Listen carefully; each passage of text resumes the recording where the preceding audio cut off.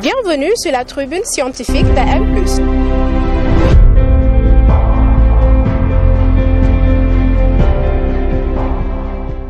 Les 32e journées de chirurgie. La parole aux hommes de science. Bienvenue à ce nouveau numéro de votre programme. Mesdames, Messieurs, chers collègues, nous avons maintenant la session que j'appelle session de l'innovation, intitulée « Quoi de neuf en chirurgie ?» Nous aurons à écouter 3 présentations qui vont tous nous parler de choses nouvelles. Nous allons maintenant passer à l'exposé suivant qui porte sur l'enseignement de la chirurgie laparoscopique au Sénégal, modèle du centre de simulation du service de chirurgie générale de l'hôpital général de Grand Yoff. Je donne la parole au professeur Papa Saloum Diop. Professeur Diop, vous avez la parole. Merci, Monsieur le Président. Nous avons l'honneur de partager avec vous un modèle pédagogique que nous avons conçu au service de chirurgie générale de l'hôpital général de Grand Yoff pour l'apprentissage de la laparoscopie. L'apprentissage de la chirurgie laparoscopique, c'est toujours fait ailleurs comme ici au Sénégal, particulièrement au Sénégal en ce qui nous concerne, par immersion en situation réelle et par compagnonnage. Nous avons toujours à l'esprit le professeur Fall nous disant « Caméraman follow me », il était le seul, on était là, on poussait la caméra, on se faisait crier dessus jusqu'à pouvoir comprendre ce qui arrivait. Ça, c'est il y a 10 ans. 10 ans après notre fin d'internat, notre fin d'assistanat, on se trouve dans la situation qu'il y a de nouvelles contraintes dans ce modèle pédagogique, avec un nombre croissant d'apprenants, aussi bien des apprenants DS et même des chirurgiens en activité qui ont besoin de passer à la laparoscopie. Il y a la démultiplication des services chirurgicaux. Au début, c'était l'hôpital principal de Dakar, l'hôpital Le Dantec. Maintenant, les sites se sont démultipliés, même en région.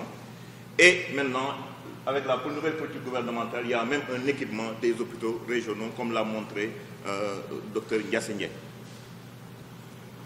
Donc nous nous sommes dit, le but de notre projet pédagogique était donc de mettre en place un enseignement par simulation dans le but de maîtriser les éléments de la colonne, de réaliser les gestes techniques de base. Dans un premier temps, c'est ça, mais qu'il a fallu un accompagnement périodique sur site avec un concept baptisé endotour. Parce qu'on se disait, on pouvait avoir les acquisitions de base, ce que nous faisons tous en Europe. La plupart d'ici dans cette salle ont un diplôme de laparoscopie, de l'IRCAD de Strasbourg, de Clermont-Ferrand ou d'ailleurs. Mais après, vous rentrez, vous rangez vos papiers et vous êtes là, vous retournez à la chirurgie ouverte. Maintenant, qu'est-ce qu'il faut faire si on n'a pas de colonne sur place pour continuer?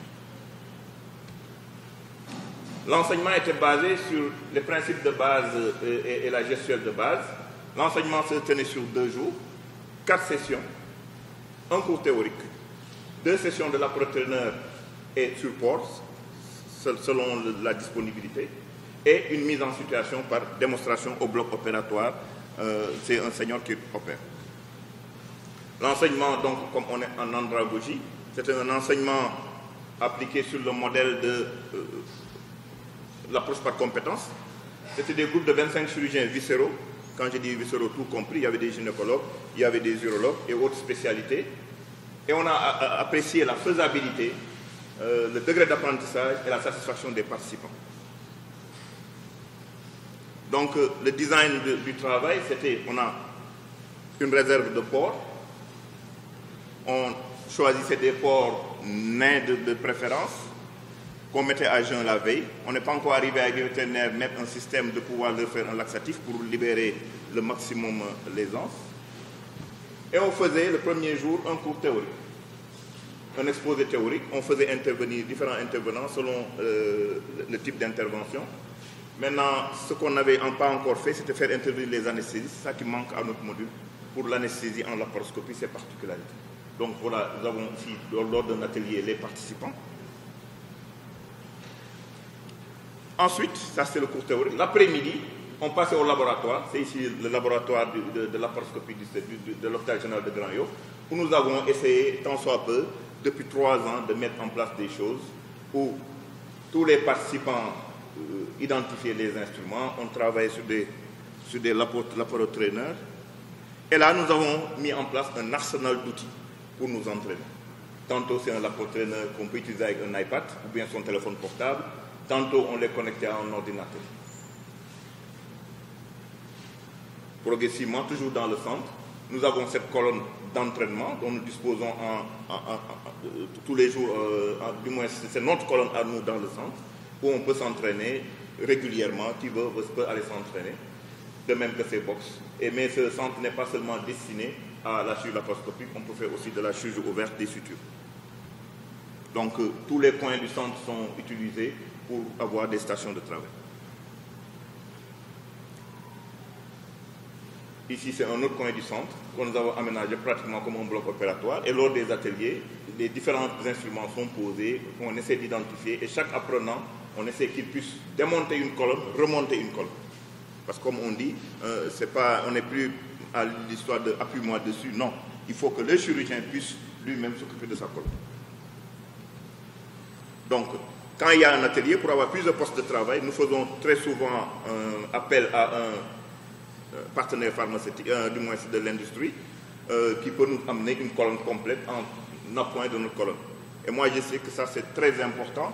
Dès que les partenaires ont vu que nous aussi, nous étions capables d'acquérir notre matériel, ils sont devenus, entre parenthèses, un peu plus favorables à notre truc et un peu plus polis, entre guillemets. Donc, ils nous amènent des colonnes correctes avec tout l'équipement qu'il faut. Et là, on travaille au début sur des cuisses de poulet, sur d'autres axes, mais depuis ce semestre, on a commencé à tester le port. Donc la dernière session, on a pu ventiler un port, pas ventiler, du moins insuffler un port, et on a pris un modèle. Pour le moment, on n'est pas encore arrivé, parce que c'est très difficile dans nos hôpitaux d'amener un port, l'intuber, le réveiller. Maintenant, on a testé un modèle, c'est le cadavre frais. Donc l'animalerie est juste derrière. Je dois commencer à 15 h. Le porc est euthanasié à 14 h. C'est encore frais, il n'y a pas encore de rigidité. Et quand on l'insuffle, on arrive à travailler à peu près 5 heures de temps. Donc vous voyez sur l'autre paillasse. Maintenant, le lendemain, on arrive au bloc opératoire. On reprend les mêmes procédures. Maintenant, on ressort les instruments pour que chacun puisse identifier les instruments. Et en live, on procède à une intervention avec possibilité d'explication, de vidéotransmission dans une autre salle s'il y a trop de personnes dans la salle, là où j'étais en train de faire une cholécystectomie. Comme résultat, on peut dire que la mise en œuvre de cet enseignement a été certes difficile, parce que c'est prenant, il faut être très patient, tu y passes tous tes après-midi, mais ça s'est amélioré au fil des sessions. On est à la 3e année.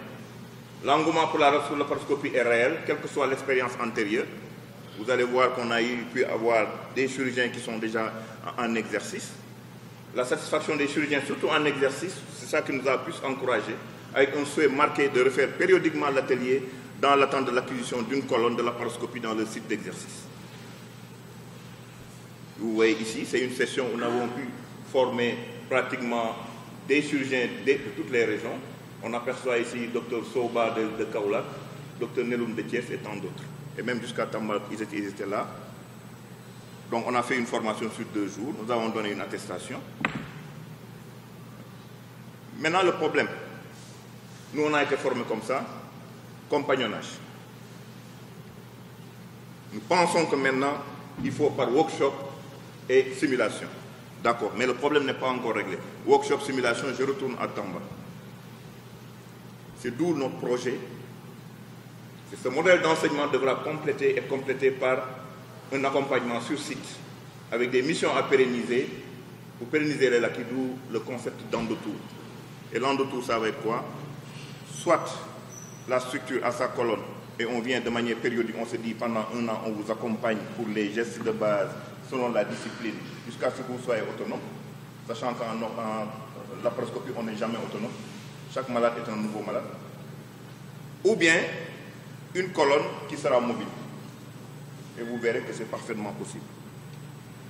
C'est pourquoi j'ai identifié toutes les zones du Sénégal susceptibles d'avoir une colonne. On voit que Saint-Louis envoie, je crois qu'il a une acquisition, Louga est en voie d'acquisition, Thiès en a, Fatick en a, Kaolack est en voie d'acquisition, Ziguinchor en a déjà, même si elle n'est pas encore montée.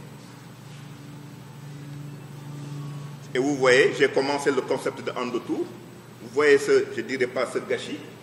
Ça, c'est le bloc de l'hôpital de Fatick, un bloc OR1. Dernière génération, ça n'existe même pas à Dakar. C'était dans la poussière, on a pu faire démarrer cet endotour. Et vous voyez, dans ma conception de l'endotour, ce ne sera pas seulement de la viscérale, parce que cette colonne, avec toute l'instrumentation, va faire de la viscérale, de l'urologie et de la gynécologie, de l'endoscopie, de la résection et de tout ce qu'on veut de l'hystéroscopie. Donc on pourra, quand le projet sera bien ficelé, faire des tours où il y aura un urologue, un gynécologue, ainsi de suite, pour qu'on aille ensemble, un ORL, et on va faire un pool, mais et maintenant faire ce tour, faire des caravanes pour pouvoir opérer ces malades. C'est parfaitement possible. J'ai commencé avec Fatick et je pense que ça va. Là, on est pour le moment à Fatick dans une phase de formation. Et dans le groupe que je dois former, il y a 2 gynécologues, un urologue et un chirurgien viscéraliste. Et là, par exemple, pour cette quinzaine, je les ai laissés.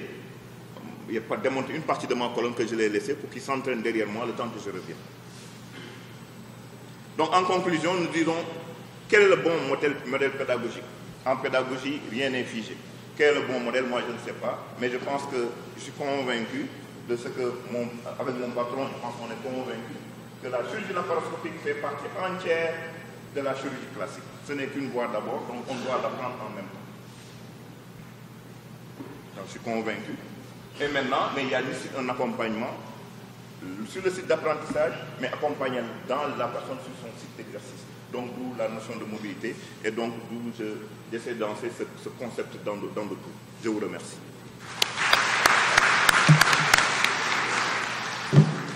Merci, professeur Diop, pour la concision et la clarté. Et félicitations pour cette innovation. Merci à tous et à très bientôt pour votre prochain numéro.